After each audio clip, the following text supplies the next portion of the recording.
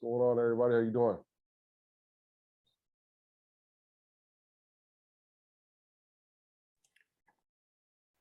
Hi, Coach. How you doing? Isaiah Gaines selected Big Ten Defensive Player of the Week. Big game for him, with the 5.5 tackles for loss. It seems like he just kind of flipped a switch at some point in the season. What do you think the key has been for Isaiah? Yeah, I mean, he's obviously played his tail off. That's about as complete a game as I've seen, especially from that position. Um, I think just sort of that midway through the year, obviously he was, moved down the depth chart for a time. And then he just really just honed in on the basics of playing the position, the fundamentals of playing the position, and staying within the framework of the scheme. And since he's been doing that and just focusing on his job, he's really flourished. He's making the plays that he's supposed to make, and taking advantage of being in the right place at the right time, and allowing his athleticism to take over when he gets those one-on-one matchups. I wanted to ask you about Northwestern too. What have you seen on film from their offense, and maybe some of the challenges and players that you got to stop on Saturday? Yeah, offensively they are a challenge. They run every run scheme known to man. Every gap scheme that you could think of. They do it. The good thing is we've seen them all throughout the course of the year. So we got to make sure our fits are right. The tailback number 26 he's a good back. He's a lot faster than you think he is. There's a couple plays on tape, in that Michigan game where he's running away from people. They do a great job getting him out of the backfield. I think if I'm not mistaken, he leads the team in receiving as well. So definitely have our hands full there. Both quarterbacks do a good job. Obviously, number 7 is a big, strong runner as well. So they force you to play with all 11 people on the field. Thanks, Coach. Yep. Coach, I wanted to ask about Kirby. You're coaching the safeties. You're a guy who moved to safety in college.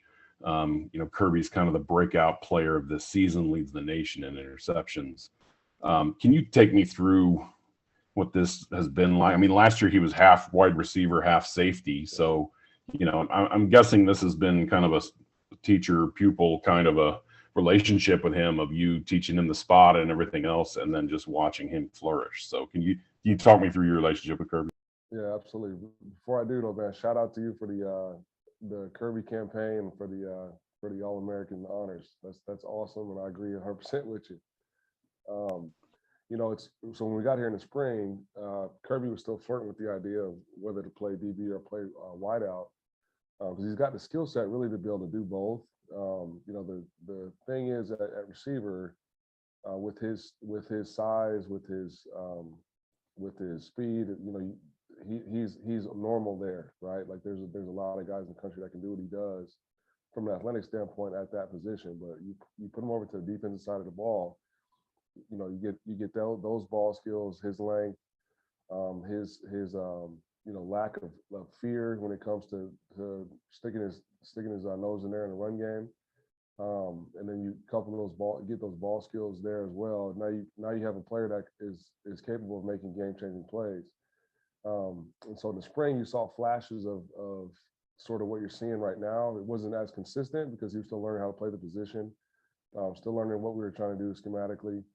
And then, we really saw him flourish in special teams at the early onset of the year, where he was making a lot of plays. And then I think it was the Virginia game when he had his first pick. It was a wow play. It was a play that really, and from my vantage point, was like, I got to make sure he's on the field all the time, because I don't know if we have anybody else, or I've coached anybody else that can make that play in that circumstance, especially that far down the field. And so, as we sort of transition to this style of defense, it was important to allow him to be in those moments more often than not. Just being able to overlap and use his instincts, use his ball skills, use his natural tracking ability to help us out on defense. And so I think just the marriage there, his athleticism, his raw talent, coupled with the change in scheme, and then really his focus on the little details of playing the position, on studying the quarterback. You know, how are they trying to look you off, or are they trying to look you off? Where do they go when they you know, pump fake the ball, or play actions? You know, who are they trying to target deep? All of those things kind of go together and allowed him to, or has allowed him to have success on Saturday. And what do you think is, I mean, his skill seems to be breaking on the ball a step quicker than people. And that's not just these interceptions where he's chasing down the deep ball, but, you know, there was a play on Saturday, runner, you know, Goodson trying to get to the edge, and Kirby has read it and is flying to the spot. What, you know, is that film? Is it just starting to click? Is he just sensing it? What leads to that? I think it's a combination of all those things. You know, obviously the film study allows you to have confidence in what your keys are telling you, and then have the natural instincts to recognize what's happening offensively, and then just his ability to track the ball, and then again his lack of fear of contact. I mean, that half the battle when you're talking about defensive players, and I think that's something that all of our guys share that are on the field, is the want to have contact, right? Like to go in there and be physical, play physical. And you know, I've never once questioned our team really in that matter. Like, this is a physical defense, this is a physical football team, and Kirby is not an exception to that. Thanks. Ryan, I think Robert and I are writing about the same thing with Kirby. He seems like a really willing learner as well. Coach B's talked about that. How is he kind of approached? Because he said you've kind of put him on a good path for his future. Like, how has he embraced that? Yeah, you know, like I said, when I first got here, it was like he was all over the place. Like, what do I think about receiver? Coach, I can also play corner. Coach, I can play safety. I can play both spots. And I'm like, dude, you need to focus in on one area. You know what I mean? And once he embraced that and really took all of his focus and energy and attention on, I need to learn how to play free safety. Then he started to flourish, because he starts to get all that energy and all that you know, the knowledge that he wants to have into one thing. And then he starts asking the right questions. You know what I mean? Like, you get in the film room and I'll be going over install, and you know, I may breeze over something or miss a minor detail, and it's like he asks it right away, and I'm like, okay, now you're thinking the right way. Like, I know how you got to that question. I know you're processing the information correctly, and now we've got something. You know what I mean? You know, him and Sydney, they talk constantly. I know you guys have heard them talk about that, but they're always in communication, and they make this whole deal work. Like the you know, the magic with the defense and the shell we're presenting is large in part to their communication. And then he's one example of it, but Owen, Isaiah, Keith, Absolutely. like some of these guys, what does that do for you as you go on the trail looking for more players, whether it's transfers or prep prospects? How much does that matter, having this first year success? I think it definitely matters for a couple of reasons. One, we can show, now you have something tangible that you can show prospects, say, this is what we're doing, this is why it works, this is where we see you having success here. And then for us as well, it identifies what type of players we need to go out and find, what type of roles we need to fill. You know, what does that body type look like? You know, what does that skill set look like? And really allows us to slot guys in the positions instead of trying to figure out, you know, what are we going to be? Now you've identified that, and you can hone in on more accurately on what you need. Thanks, Ryan. Yep. Ryan, when you're fully healthy, when your unit's fully healthy, I know you still have concerns about interior defensive line to start with. Now you're missing Rod and Jamal on Saturday. I was curious how you thought those interior guys did, Calvin and Vertus, especially against a guy who might win the Remington and is an All-American at center. You know, it's I was proud of their fight, their grit throughout the week. You know, obviously we were short just in terms of depth. You know, Vertus is a guy that was playing offensive line at the start of the season, and he really played some quality snaps for us, especially late in that game. You know, was it perfect? No. I mean, they ran for 170 yards off of like 52 attempts, I believe. You know, but you know, you hold the team to 250 yards and 3 yards per carry, or 3 yards per play. so to speak. You know, there's a lot of good things in there on that film without having, you know, those guys in the lineup. So, you know, hats off to Coach Jameson on getting those guys ready to play.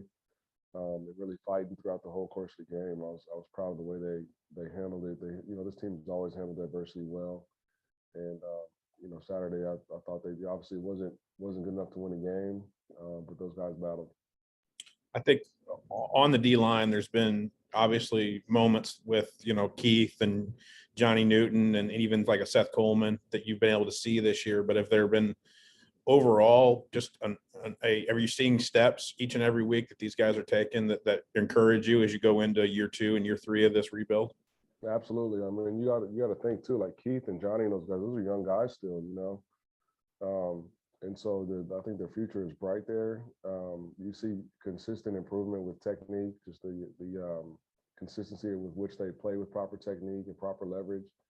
And they understand the importance on why they need to do so and what happens if they don't. I think that's also tangible and real now through this course of the year. So I definitely think the future is bright there. Like I said, Coach Jameson's done a great job with those guys, and they continue to improve, no doubt. Thanks, Ryan. Yeah.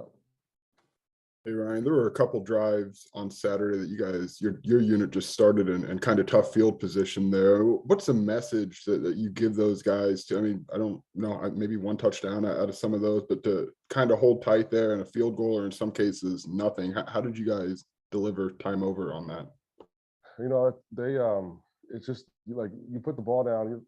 So our message to the guys and I think it's been consistent this season is, you know, anytime we're on the field, let's just go play. Like, let's enjoy playing the game, and not worry about what's happened prior to or what's going to happen next. Just let's put the ball down, let's go play, and don't let them in the end zone. And I think that's been our motto throughout the season, and I think Saturday was just another example of that. Like, we've done well in sudden change situations. We've done well. You know, when we've been backed up, and you know, that's kudos to those guys for not caring about what's going on and just being competitive and putting the ball down and let's go play. Coming into this final regular season game for you, what's this been like this year for, like, just from a growth standpoint? What's the biggest thing you've kind of learned about yourself as a coach and a coordinator in the last 11 months? Some self-reflection, huh? I haven't really thought about it. You know what I mean? I just know that I've been appreciative of this season. I've been appreciative of this opportunity. We're not done yet. Like, this is a big game, a rivalry game, a trophy game. And so, you know, I'm not ready to do that yet. I'll do that at the end of the year and whenever that may be. But I know that gratitude is the biggest feeling I've felt throughout the course of this year. Thanks, Ryan. Appreciate it.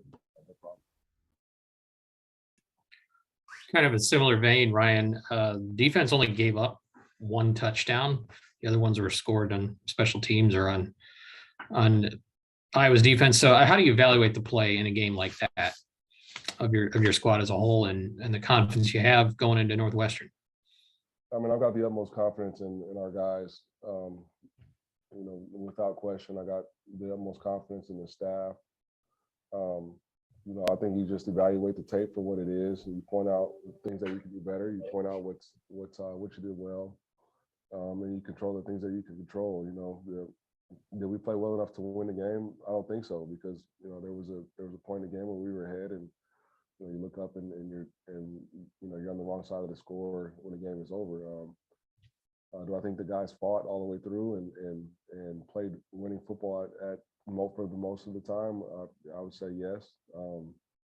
But like I said, there's still areas that we need to improve and things that we can do better as a staff to put our guys in positions to make more plays. But yeah, there were a lot of good things on the tape that you can teach off of and build upon. Absolutely. Hey, thank you. Good luck. No problem. Thanks, Coach. Appreciate it.